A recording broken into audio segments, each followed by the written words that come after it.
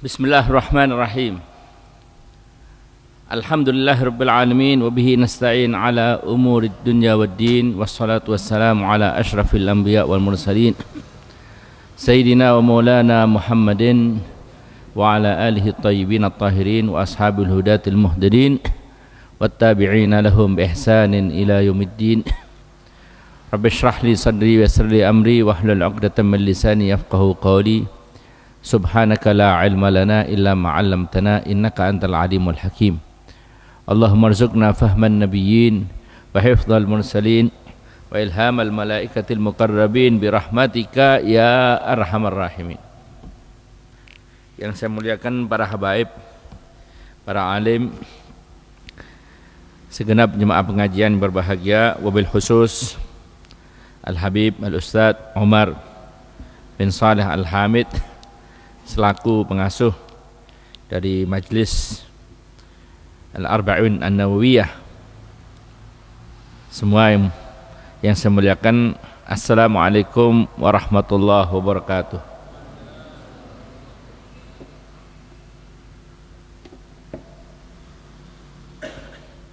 Wa min ajabin ihda'i tamrin li Khaybarin wa ta'limi Zaidin ba'di ilmil faraidhi. Termasuk aneh kalau ada orang bawa hadiah kurma untuk penduduk Khaybar. Kenapa?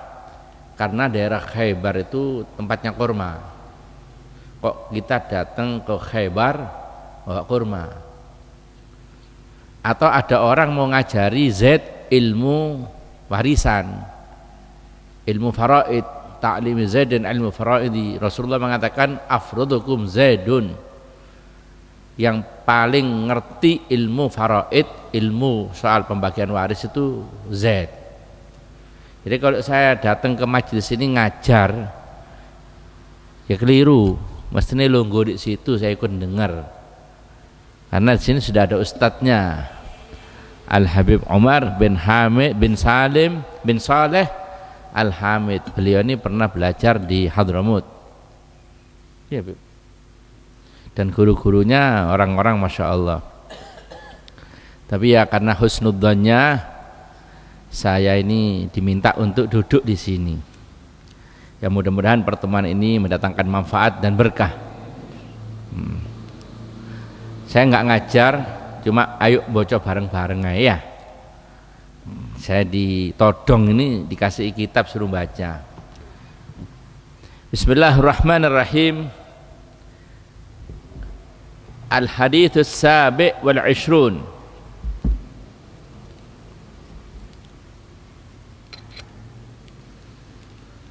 Al-hadits as-sabi' wal 'ishrun anin Nawas bin Sam'an radhiyallahu an anin Nabi sallallahu alaihi wasallam qala al-birru husnul khuluq wal ithmu ma haka fi nafsik wa karihta ayattali'a alaihi nas. Rawahu Muslim. Ini hadis yang ke 27 dari 40-an hadis yang dikumpulkan oleh Al-Imam An-Nawawi.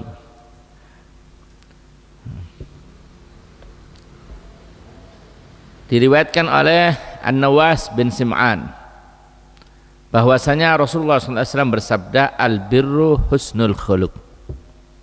Kebaikan, kebajikan itu adalah akhlak yang bagus.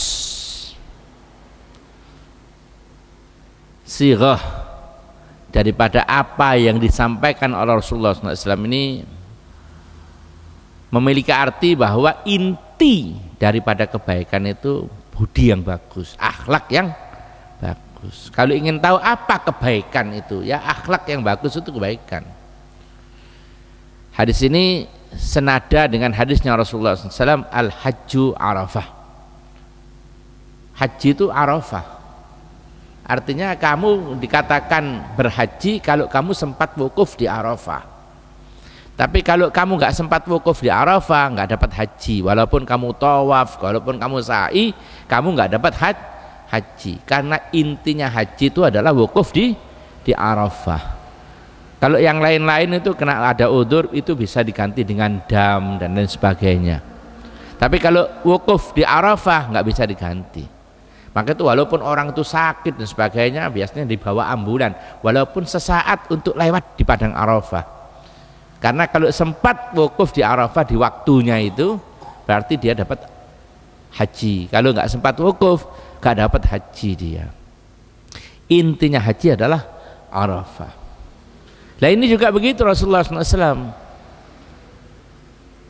Al-birru husnul khuluq. Kebaikan, kebajikan itu akhlak yang bagus. Inti daripada kebaikan itu akhlak yang bagus. Bahkan akhlak ini inti daripada agama. Di hadis yang lain Rasulullah SAW bersabda, "Mad-din ya Rasulullah." Apa agama itu ya Rasulullah? Dijawab Rasulullah SAW, ad-din husnul khuluq. Agama itu ya akhlak yang bagus. Ya, orang kalau nggak punya akhlak nggak punya agama.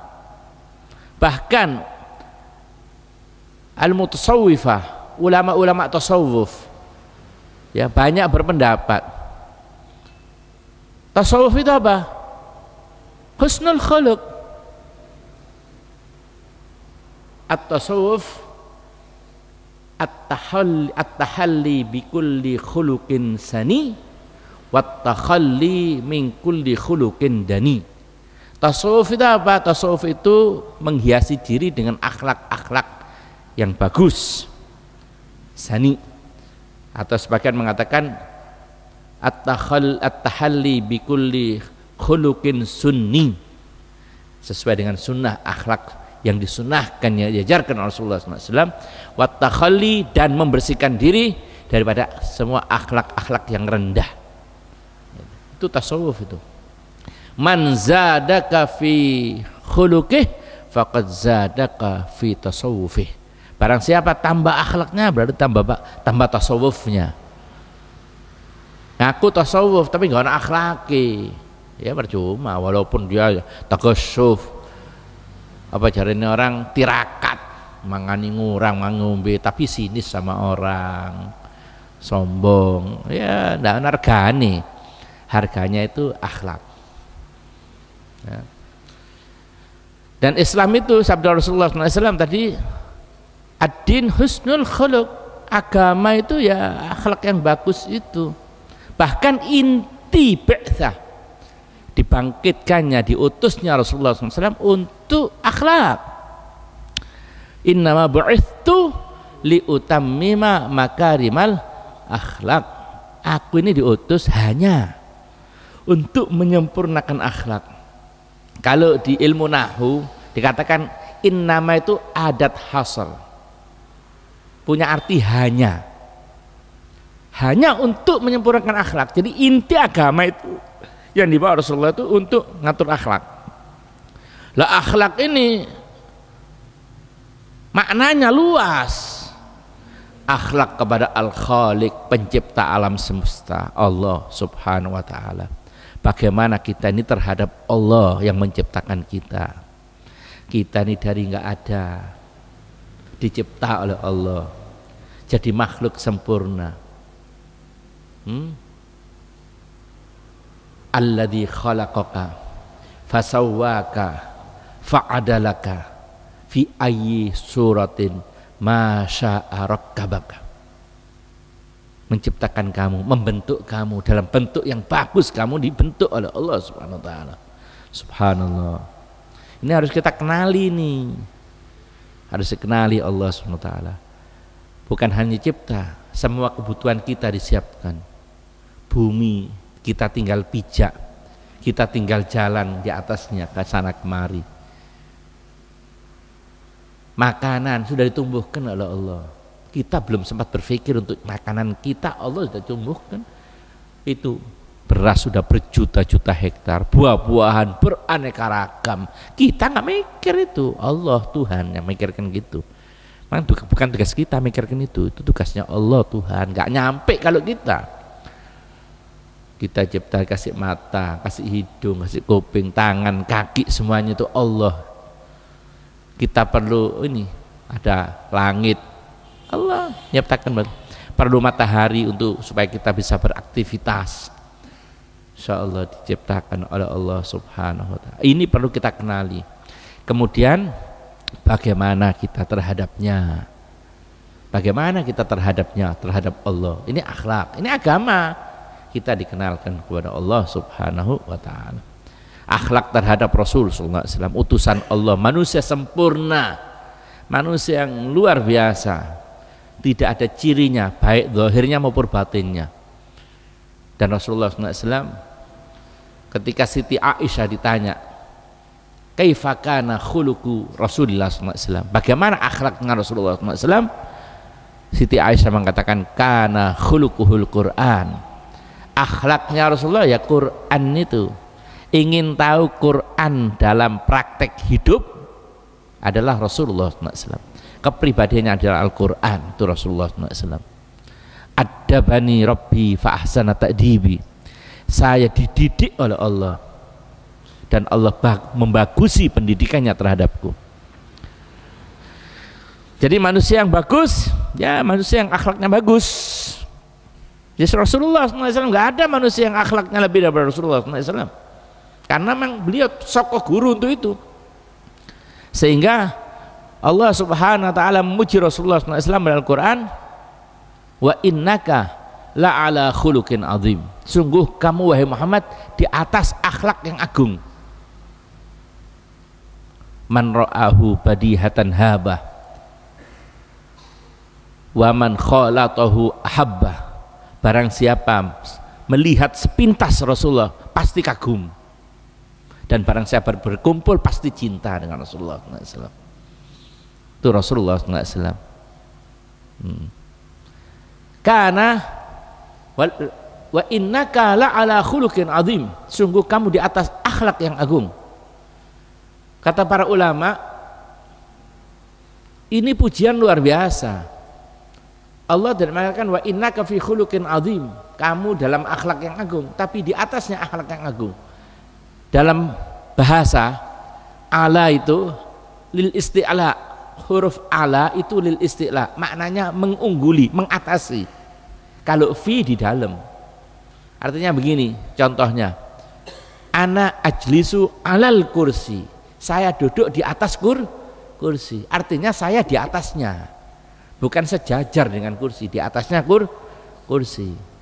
Jadi maknanya Rasulullah SAW itu bukan berakhlak, Rasulullah SAW di atasnya akhlak, di atasnya akhlak. Akhlak umpama ada orang berakhlak bagus, itu masih memerlukan sepuan Rasulullah SAW, masih memerlukan sentuhan Rasulullah SAW supaya akhlak yang bagus itu lebih bagus lagi. Maka itu di hadisnya Rasulullah SAW, Rasulullah mengatakan innama bu'ithtu liutammima, saya diutus ini untuk menyempurnakan. Apa yang disempurnakan? Makarimal akhlak, akhlak-akhlak yang bagus. Akhlak-akhlak yang bagus itu masih perlu disempurnakan oleh Rasulullah SAW. Sebenarnya secara fitrah akhlak itu ada, baik di zaman jahiliyah ada akhlak, ada nilai-nilai tertentu, kita harus objektif. Bahkan di kalangan orang Arab itu terkenal apa itu? Karam, kemurahan, kedermawanan. Itu ada, itu zaman jahiliyah. Ya. Keberanian itu ada, sportivitas itu ada.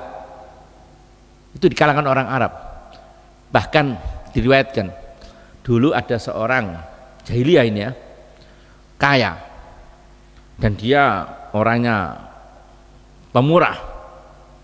Suatu hari bangkrut dia punya aset satu-satunya yang masih ada, humurun ni'am, onta yang jenis humurun ni'am, itu onta yang paling bagus. Kalau sekarang Mercy lah, Ferrari seperti itu. Dia bikin sayembara iklan bahwa ontanya mau dijual. Suatu hari datang kafilah dari daerah jauh mau membeli onta itu. Maka datang, nah, di kalangan orang Arab jahiliyah itu kalau ada tamu datang itu disambut 3 hari, dijamu, makan, minum, tidur, semua diperlakukan raja. Baru setelah 3 hari bicara yang lain, bisnis sebagainya. Tamu itu datang sudah bak raja, dijamu, makan, minum semuanya. Baru setelah 3 hari ditanya, gerangan ada keperluan apa datang kemari? Dijawab sama para tamu, kami datang kemari karena kami mendengar bahwa Anda mau menjual humurun ni'am, onta itu. Apa benar? Kata Sahibul Bait, benar. Tapi itu 3 hari yang lalu. Lah sekarang onta itu sudah nggak ada. Loh, kemana? Dijual kemana? Enggak, onta itu sudah aku sembelih untuk menjamu tamu-tamuku. Lihat ini. Jadi onta yang mau dibeli, dicari sama tamu-tamu itu ternyata udah disembelih oleh Sahibul Bait untuk menjamu tamu-tamu yang membeli onta itu. Luar biasa. Ini cerita jahiliyah ini. Kemudian di kalangan orang Arab itu ada sportivitas, berani dan sportif.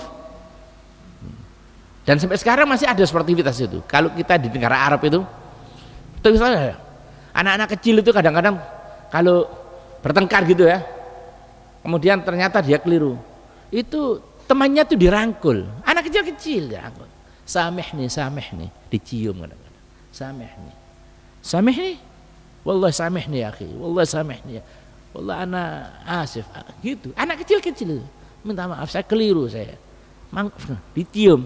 Anak kecil-kecil Pak, umur 7 tahun, 8 tahun itu gitu. Di Mekah, di Madinah itu gitu. Ini sportivitasnya ada.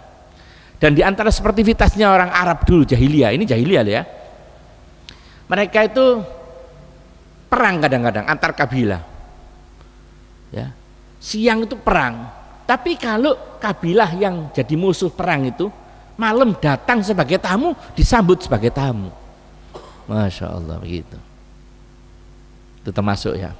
Kemudian juga ada ghirah, rasa harga diri. Ya. Harga diri, cemburu. Itu kalau perempuannya itu digoda orang lain itu ada ghirahnya, ada. Dan itu bagus itu. Orang Islam ada ghirah. Ghiratul mu'min, ghiratul rajul iman. Rasa cemburunya seorang lelaki itu iman. Kata Rasulullah SAW, man la yaghir fahuwa khinzir. Sabda Rasulullah, barang siapa nggak punya ghirah, nggak punya rasa cemburu, perempuannya boleh kesana kemari, gandengan sama siapa saja boleh, itu sama dengan babi, kata Rasulullah SAW. Bahkan termasuk orang nggak bakal masuk surga, kata Rasulullah, ad-dayus la yadkhulul jannata ad-dayus, nggak bakal masuk surga dayus. Qalu wa mad-dayus Rasulullah? Apa dayus itu? Alladzi la yubali biman dakhala ala ahli, wa fi riwayah alladzi yukirul khubtha fi ahli. Dayus itu orang yang tidak peduli siapa saja boleh bergaul dengan perempuannya, dengan anaknya perempuan atau dengan istrinya perempuan, tidak bakal masuk surga, kata Rasulullah SAW. Dan itu penting untuk menjaga kehormatan supaya tidak terjadi penyimpangan dan sebagainya, daripada nanti caruk. Wes kejadian caruk, karuan tambahan, lebih baik ada kecemburuan. Masya Allah, itu diantara akhlak-akhlak yang bagus. Maka itu saya sering kalau pengajian di kalangan orang Arab, kalau ada orang Arab medit, ya, kemudian lecek, gak wani, gak sportif, kemudian gak ada rasa cemburu nih, itu gak memenuhi rukun kearapan. Kadang-kadang saya sindir gitu supaya timbul rasa anunya. Ada itu akhlak ada. Lah, cuma kadang-kadang mereka itu nggak tahu mengemasnya gimana. Seperti adat jahiliyah secara umum, perempuan zaman itu nggak ada harganya. Kemudian ya wis, nggak punya cara untuk menjaga kehormatan. Kalau besar jadi permainan orang laki, siapa saja yang mau. Tapi karena orang-orang tertentu punya ghirah yang nggak bisa menahan rasa cemburunya, kalau lahir anak perempuan daripada nanti ini kalau besar mencemarkan keluarga dan saya menahan rasa apa itu nggak enak terus, bededek terus di hati, gitu ya. Lebih baik kubur saja hidup-hidup. Gitu. Wa idza busyira ahaduhum bil untha dhalla wajhuhu muswaddan wa huwa kadhim. Apabila diberitakan lahir anak perempuan, ya, dhalla wajhuhu muswaddan, wajahnya menghitam sambil menahan rasa marah. Ayumsikuhu ala hunin am yadussuhu fit turab. Dia biarkan ini hidup sampai jadi besar tapi menahan rasa apa itu, dendam, ya, cemar keluarga, atau lebih baik dikubur saja hidup-hidup. Ala sa'a ma yahkumun, sungguh buruk cara mereka mengatur hidup. Jadi dasarnya sebenarnya karena cemburu, karena harga diri terlalu tinggi, cuma syariat nggak ada. Turun Islam itu ditetapkan bagus itu. Cuma supaya tidak terjadi penyelewengan seperti gini, ya, biarkan perempuan itu sama dengan laki, boleh hidup, manusia itu harus dihargai. Hanya saja supaya tidak terjadi yang kamu khawatirkan, pakai pakaian yang menutup aurat. Dalika adna ayyu'rafna fala yu'dain. Dengan menutup itu, perempuan itu dikenali sebagai perempuan terhormat, mulia, dan tidak diganggu sama orang-orang laki hiduplah. Itu solusi Islam. Ini sentuhan Rasulullah SAW. Bahkan diriwayatkan Rasulullah SAW itu pernah ikut perang sebelum Islam, sebelum dilantik jadi Nabi, perang namanya perang Fijar. Kemudian ketika Rasulullah sudah jadi Nabi, berada di Madinah, diingatkan oleh sahabat-sahabat, ya Rasulullah, bagaimana kita dulu pernah perang? Kata Rasulullah, sekiranya di dalam Islam aku diajak lagi untuk perang itu, aku ikut. Perang apa itu? Perang apa itu? Perang Fijar ini perang turun-temurun antar kabilah. Itu disebabkan karena ada satu kabilah di zaman jahiliyah itu memiliki seorang perempuan yang suci. Di zaman yang rusak itu, perempuan kabilah tertentu ini tidak tersentuh oleh kotoran jahiliyah. Maka kabilah-kabilah yang lain merasa iri, kok di kabilahnya nggak punya perempuan suci seperti kabilah itu. Sampai akhirnya kabilah-kabilah tertentu ingin merusak supaya harganya sama kita. Kabilah itu supaya tidak lebih harganya daripada kabilah kami, mau dirusak. Lah kabilah yang itu merasa bangga punya perempuan suci ini, dipertahankan sampai terjadi perang. Perang itu bertahun-tahun sampai zaman Rasulullah SAW. Dan Rasulullah ikut perang itu. Ketika dalam Islam diingatkan, kata Rasulullah, sekiranya aku diajak lagi perang itu, saya mau. Perang apa itu? Perang memuliakan harkat dan martabat kaum wanita. Masya Allah. Artinya apa?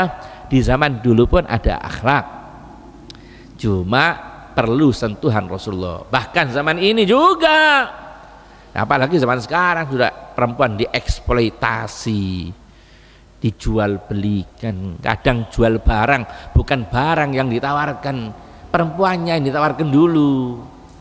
Pegawai-pegawainya disuruh bersolek model begini, disuruh melayaninya model begini, pakaiannya dibuka seperti begini. Sebenarnya itu eksploitasi perempuan. Yang tahu menghargai perempuan itu Islam, bukan Barat. Barat sampai sekarang perempuannya dijual, dijadikan komoditas dagangan sampai sekarang ini. Islam.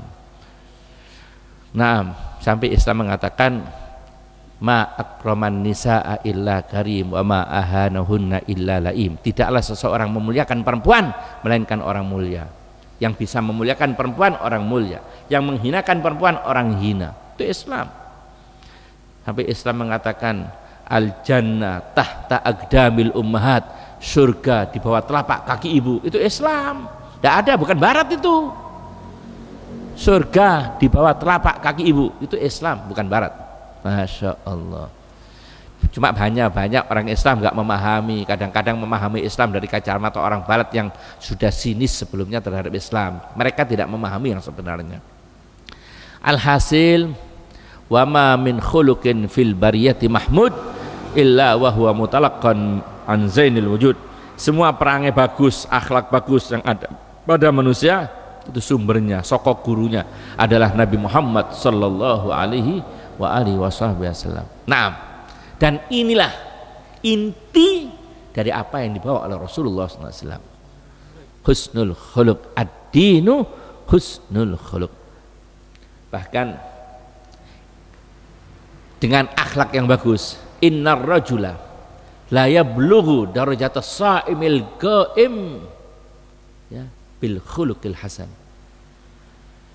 Sesungguhnya seseorang akan bisa mencapai derajatnya as-sha'im al-qa'im, orang yang siang hari puasa, malam hari tahajud ibadah dengan akhlak yang bagus.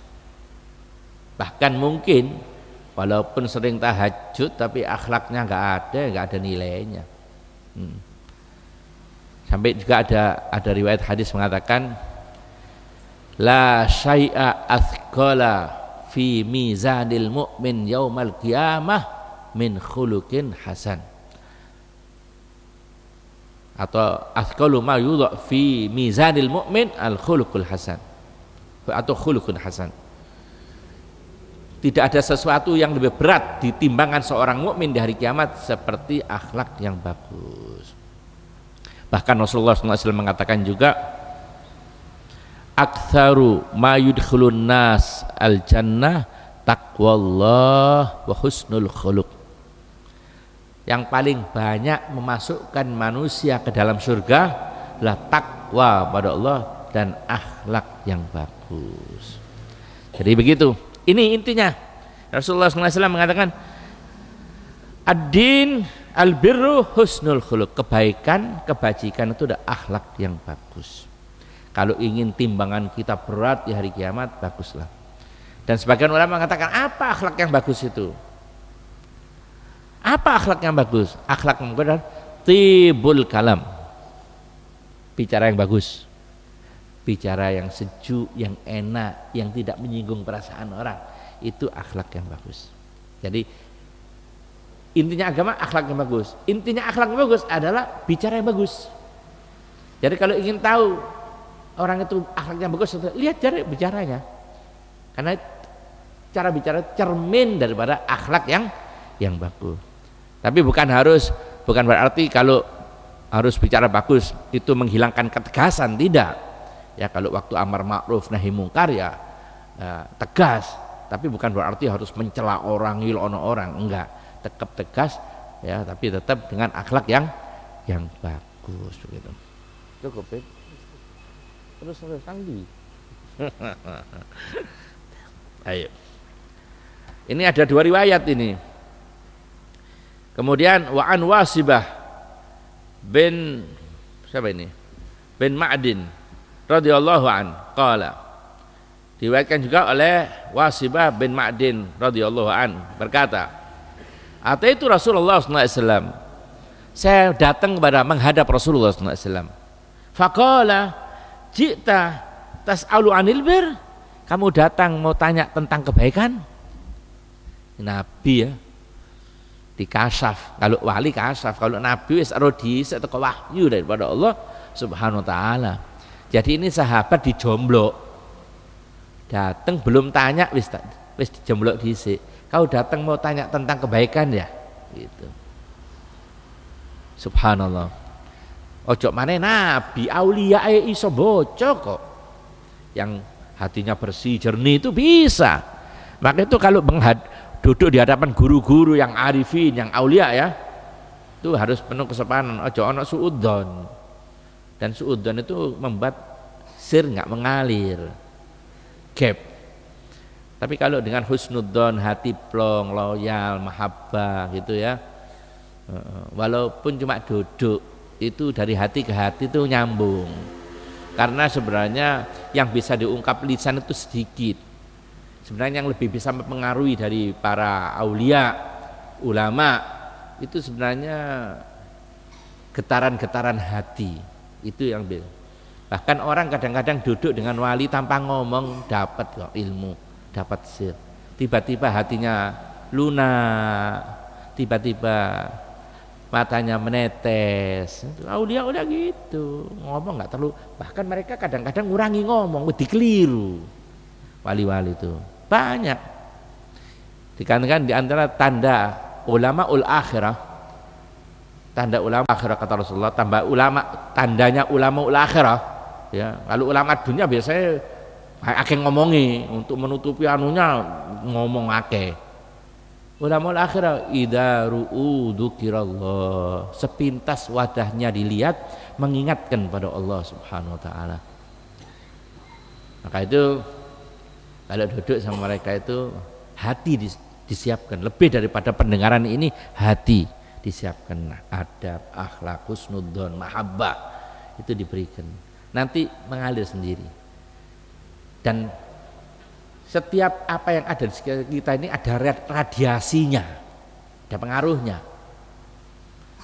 Dan kekuatan hati orang-orang tertentu itu bisa mempengaruhi hati orang-orang lain.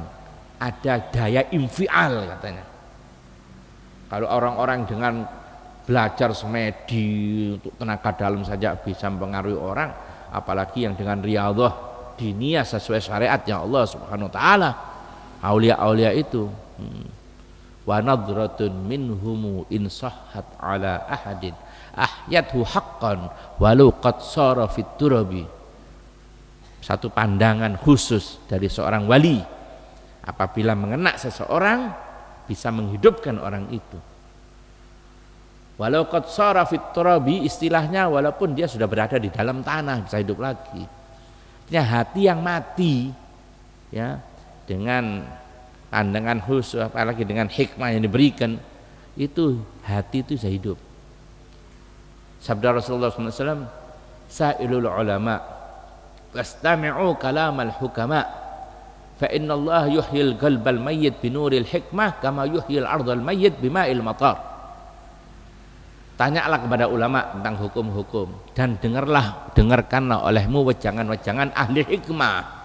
Ahli hikmah itu orang yang mendapatkan ilmu, bukan hanya kecerdasan ini, tapi hatinya ma'rifah, kenal sama Allah Subhanahu wa taala. Bukan hanya ilmu hukum-hukum, tapi kenal Allahnya yang beri hukum.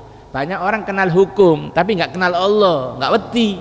Bahkan ilmu yang dipelajari bisa jadi komoditas, cari popularitas, cari dunia, karena nggak kenal Allahnya. Kalau arifin, orang-orang yang ma'rifah kenal Allah. Kemudian kenal hukumnya Allah. Jadi takut dulu pada Allah. Innama yakhsyallaha min ibadihil ulama.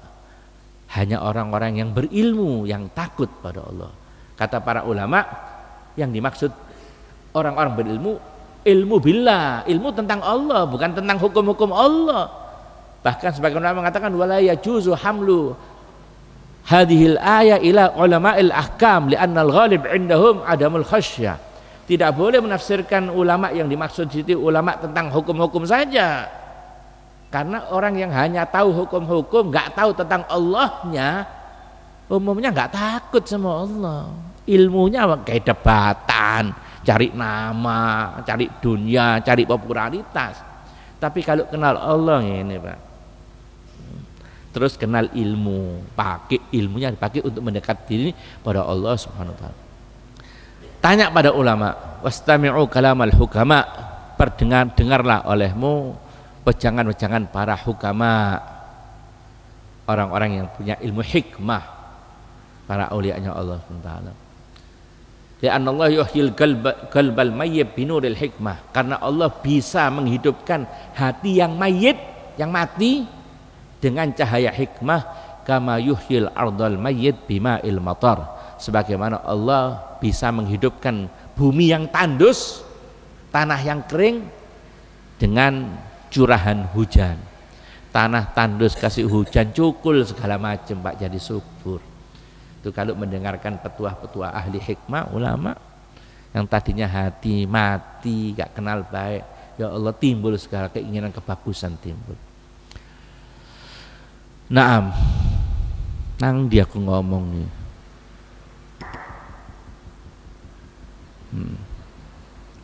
Jadi begitu.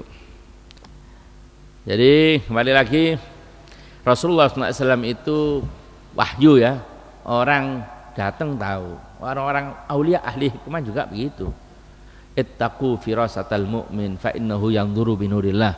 Hati-hati kamu dengan firasatnya seorang mukmin, karena seorang mukmin itu melihat dengan cahaya Allah. Cahaya. Kita tahu, baca orang kita tahu. ada seorang duduk depan Rasulullah SAW. Di depan Rasulullah SAW kaya iya Pak. Dingkul. Kata Rasulullah, irfa' ra'sak. At-taqwa hahuna, at-taqwa hahuna. Wis gak usah pura-pura ngene-ngene. Takwa itu dek kene, takwa ku dek kene. Gak iso digoroi. Para aulia juga begitu, bisa tahu. Melihat orang ini tahu. Al-Imam Ali bin Abi Thalib mengatakan, dengan melihat berdirinya seseorang, saya tahu bagaimana kepribadian orang itu. Dalam sehari aku tahu. Lihat berdirinya saja tahu. Oh, ngene. Karena bahasa badan itu ada, dari sorot mata, dari kerut kening dan sebagainya, dari gaya lunggune, gaya melakune itu iso dibocor orang itu bahasa badan katanya orang sekarang. Barang siapa berbicara saat itu aku tahu. Kalau dia ngomong, oh tambah ketok wis aslinya gitu. Karena apa? Al-lisan turjamanul janan. Lisan itu penterjemahnya hati. Jadi takallam tu'raf. Bicara kamu akan dikenal siapa kamu. Gitu. Nah. Jadi Rasulullah SAW itu sahabat, ji'ta tas'anil bir, kamu datang untuk tanya tentang kebaikan, kebajikan. Jawab Rasulullah, maka Rasulullah mengatakan al-birru mana?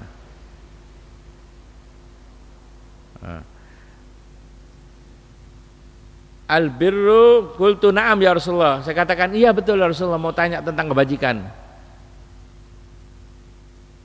Qala istafti qalbak, tanya sama hati kecilmu. Ini umpama kita belum gak ono ulama, gak ono kitab durung gak ono sing takoni. Iki kenapa enggak sih perbuatan ini? Gak salah aku ngene iki. Apa gak apa-apa, apa keliru, apa. Gampang. Kamu punya guru. Apa itu hati kecil? Hati kecil. Istafti qalbak, tanya sama hatimu, minta fatwa sama hatimu. Al-birru